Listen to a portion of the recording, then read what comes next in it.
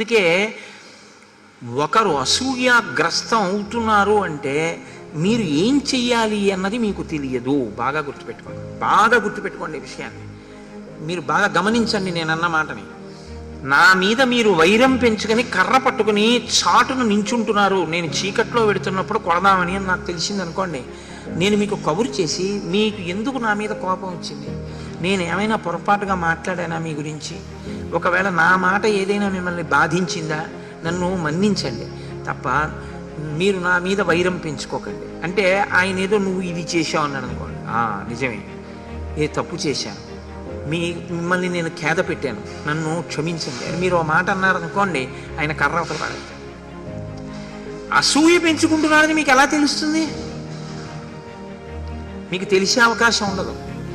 ఎందుకంటే మీ పక్కనే ఉంటాడు, అన్నీ చూస్తుంటాడు, ఎప్పుడు వీడు పడిపోతాడా అని కోరుతుంటాడు. ఎలాగ మీరు అసూయ ఉన్నవాడిని మీరు ఎలా దిద్దుతారో నాకు చెప్పండి. అందుకే అసూయ ఉన్నవాడు వాడు దిద్దుకోవాలి తప్ప వాడు ఎవరి మీద అసూయ పెంచుకున్నాడో వాడు దిద్దే అవకాశం ఉంటుందని చెప్పడం కష్టం.